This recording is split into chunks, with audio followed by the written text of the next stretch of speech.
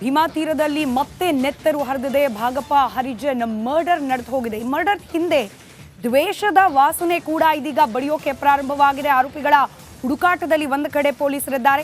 ಹಿಂದೆ ನಡೆದ ಮರ್ಡರ್ ಒಂದರ ಪ್ರತೀಕಾರವಾಗಿ ನಡೀತಾ ಭಾಗಪ್ಪ ಹರಿಜನ್ ಹತ್ಯೆ ಅನ್ನುವ ಅನುಮಾನ. ರವಿ ಅಗರಖೇಡ ಹತ್ಯೆ ಸೇಡನ್ನ ತೀರಿಸಿಕೊಂಡ್ರ ಹಂತಕರು. ಹಣದ ವ್ಯವಹಾರಕ್ಕೆ ಭಾಗಪ್ಪನನ್ನ ಮುಗಿಸೋಕೆ ಗ್ಯಾಂಗ್ ಎಂಟ್ರಿ ಕೊಟ್ಟತ್ತ.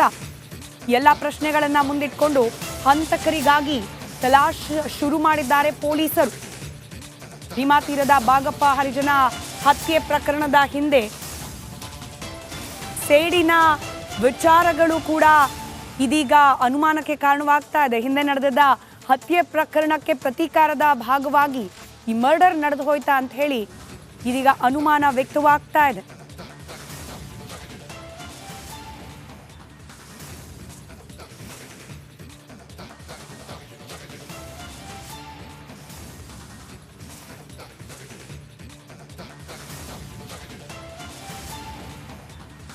ಭಾಗಪ್ಪ ಹರಿಜನ ಹತ್ಯೆ ಪ್ರಕರಣಕ್ಕೆ ಸಂಬಂಧಪಟ್ಟಂತೆ ಇದೀಗ ಅವರ ಕುಟುಂಬಸ್ಥರು ಕೂಡ ಪ್ರತಿಕ್ರಿಯೆಯನ್ನ ನೀಡುತ್ತಿದ್ದಾರೆ. ಭಾಗಪ್ಪ ಹರಿಜನ್ ಪುತ್ರಿ ಗಂಭೀರ ಆರೋಪವನ್ನ ಮಾಡಿದ್ದಾರೆ. ತಂದೆ ಹತ್ಯೆ ಹಿಂದೆ ಪಿಂಟು ಅಲಿಯಾಸ್ ಪ್ರಕಾಶ್ ಇವರ ಕೈವಾಡ ಇರಬಹುದು. ಈ ಹತ್ಯೆ ಸ್ಟೇಟಸ್ ಅನ್ನ ಪಿಂಟು ಅಲಿಯಾಸ್ ಪ್ರಕಾಶ್ ಹಾಕೊಂಡದ್ದ. ನನ್ನ ಸಹೋದರನ ಆತ್ಮಕ್ಕೆ ಶಾಂತಿ ಸಿಕ್ತು ಅಂತ ಹೇಳಿ ಸ್ಟೇಟಸ್ ಅನ್ನ ಆತ ಹಾಕೊಂಡಿದ್ದ. ಹೀಗಾಗಿ ನಮ್ಮ ತಂದೆ ಭಾಗಪ್ಪನನ್ನ ಪಿಂಟು ಹತ್ಯೆ ಮಾಡಿದ್ದಾನೆ, ಪಿಂಟು ಇತರರು ಹತ್ಯೆ ಮಾಡಿದ್ದಾರೆ, ತಂದೆ ಸಾವಿಗೆ ನ್ಯಾಯ ಸಿಗಬೇಕು ಅಂತ ಹೇಳಿ ವಿಜಯಪುರದಲ್ಲಿ ಭಾಗಪ್ಪನ ಪುತ್ರಿ ಗಂಗೂಬಾಯಿ ಆರೋಪವನ್ನ ಮಾಡಿದ್ದಾರೆ.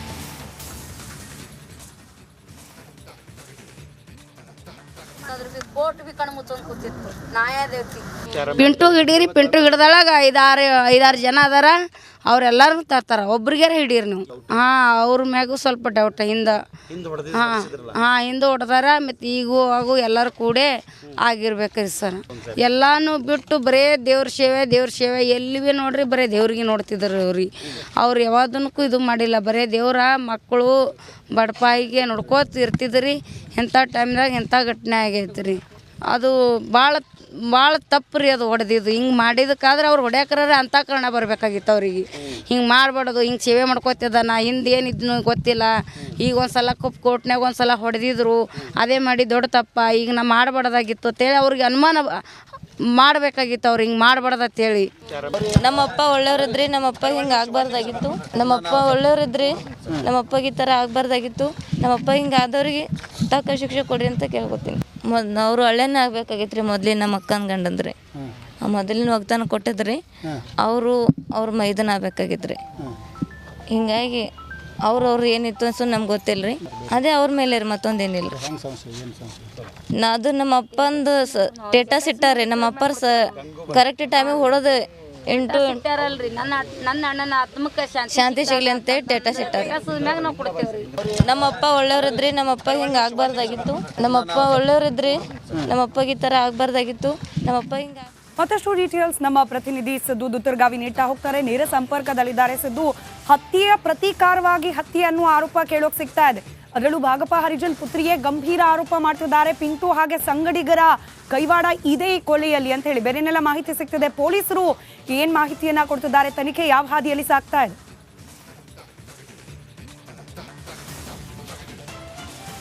ಏನು ಸ್ಮಿತಾ ರಂಗನಾಥ್, ವಿಜಯಪುರದಲ್ಲಿರ್ತಕ್ಕಂಥ ಏನು ಭೀಮಾ ತೀರದ ಹಂತಕರು ಅಂತಂದ್ರೇ ಇವತ್ತಿನ ದಿವಸ ಮತ್ತೆ ರಕ್ತದೋಕಳಿ ಹರಿದಿರ್ತಕ್ಕಂಥದ್ದು.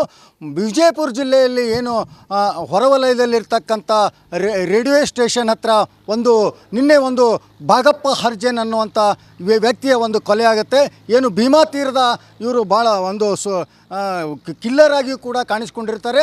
ಮತ್ತು ಇವರು ಏನು ಹಿಂದೆ ಭಾಳಷ್ಟು ಒಂದು ಕೊಲೆ ಮತ್ತು ದರೋಡೆ ಪ್ರಕರಣದಲ್ಲಿ ಕೂಡ ಇವ್ರ ಮೇಲೆ 10ಕ್ಕೂ ಹೆಚ್ಚು ಪ್ರಕರಣಗಳು ದಾಖಲಾಗಿರುತ್ತೆ.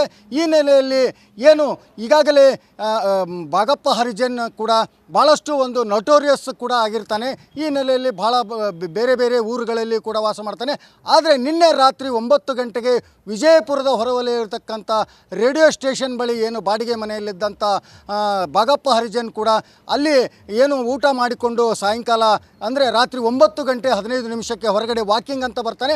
ವಾಕಿಂಗ್ ಬಂದಾಗ ಏಕಾಏಕಿ ಏನು ಆಟೋದಲ್ಲಿ ಬಂದಂಥ ಗುಂಪು ಮಾರಕಾಸ್ತ್ರಗಳಿಂದ ಹಲ್ಲೆ ಮಾಡಿ ಅಲ್ಲಿ ಕೊಲೆ ಮಾಡಲಾಗುತ್ತೆ. ಜೊತೆಗೆ ಏನಂತಂದರೆ ಅಲ್ಲಿ ಏನು ಒಂದು ಕಂಟ್ರಿ ಬಂದೂಕನ್ನು ತಗೊಂಡು ಅವ್ರ ಮೇಲೆ ಗುಂಡುಗಳನ್ನು ಹಾರಿಸಿ ಪರಾರಿ ಆಗಿರ್ತಾರೆ. ಈ ಹಿನ್ನೆಲೆಯಲ್ಲಿ ಸಾಕಷ್ಟು ವಿಜಯಪುರ ಜನರು ಸ್ತಬ್ಧವಾಗುತ್ತೆ.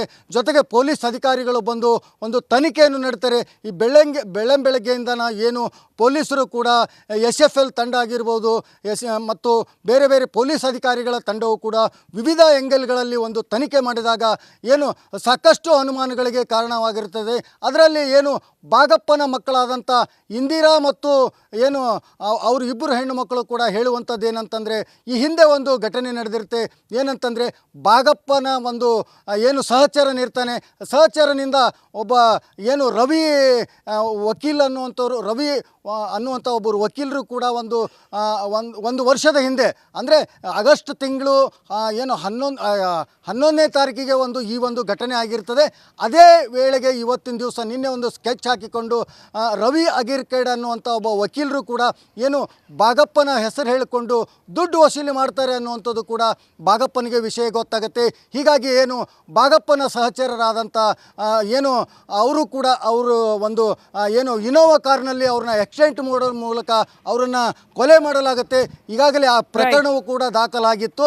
ಹೀಗಾಗಿ ಏನು ಒಂದು ರವಿ ಅಗರ್ಕೇಡನ ತಮ್ಮ ಕೂಡ ಈ ಒಂದು ದ್ವೇಷದಿಂದನೇ ಈ ಒಂದು ನಿನ್ನೆ ಆದಂಥ ಘಟನೆ ಕೊಲೆ ಮಾಡಿದ್ದಾನೆ ಅವನೇ ಅನ್ನುವಂಥದ್ದು ಕೂಡ ಏನು ಈ ಭಾಗಪ್ಪನ ಮಗಳು ಒಂದು ಆರೋಪ ಮಾಡ್ತಾ ಇದ್ದಾಳೆ. ಸ್ಮಿತಾ, ಧನ್ಯವಾದ ಮಾಹಿತಿಗಾಗಿಸಿದ್ದು.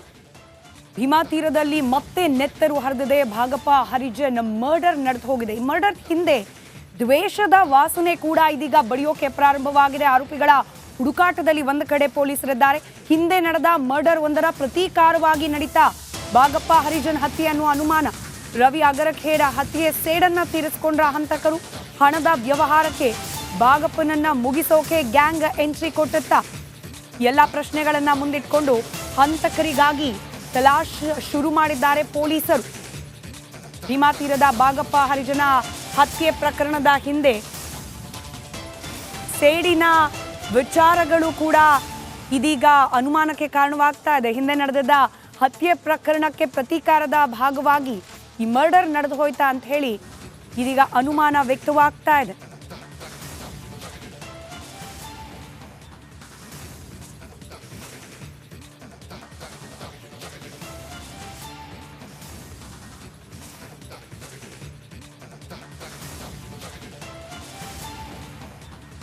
ಭಾಗಪ್ಪ ಹರಿಜನ ಹತ್ಯೆ ಪ್ರಕರಣಕ್ಕೆ ಸಂಬಂಧಪಟ್ಟಂತೆ ಇದೀಗ ಅವರ ಕುಟುಂಬಸ್ಥರು ಕೂಡ ಪ್ರತಿಕ್ರಿಯೆಯನ್ನ ನೀಡುತ್ತಿದ್ದಾರೆ. ಭಾಗಪ್ಪ ಹರಿಜನ್ ಪುತ್ರಿ ಗಂಭೀರ ಆರೋಪವನ್ನ ಮಾಡಿದ್ದಾರೆ.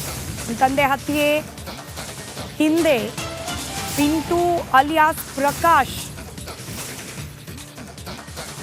ಇವರ ಕೈವಾಡ ಇರಬಹುದು. ಈ ಹತ್ಯೆ ಸ್ಟೇಟಸ್ ಅನ್ನ ಪಿಂಟು ಅಲಿಯಾಸ್ ಪ್ರಕಾಶ್ ಹಾಕೊಂಡದ್ದ. ನನ್ನ ಸಹೋದರನ ಆತ್ಮಕ್ಕೆ ಶಾಂತಿ ಸಿಕ್ತು ಅಂತ ಹೇಳಿ ಸ್ಟೇಟಸ್ ಅನ್ನ ಆತ ಹಾಕೊಂಡಿದ್ದ. ಹೀಗಾಗಿ ನಮ್ಮ ತಂದೆ ಭಾಗಪ್ಪನನ್ನ ಪಿಂಟು ಹತ್ಯೆ ಮಾಡಿದ್ದಾನೆ, ಪಿಂಟು ಇತರರು ಹತ್ಯೆ ಮಾಡಿದ್ದಾರೆ, ತಂದೆ ಸಾವಿಗೆ ನ್ಯಾಯ ಸಿಗಬೇಕು ಅಂತ ಹೇಳಿ ವಿಜಯಪುರದಲ್ಲಿ ಭಾಗಪ್ಪನ ಪುತ್ರಿ ಗಂಗೂಬಾಯಿ ಆರೋಪವನ್ನ ಮಾಡಿದ್ದಾರೆ.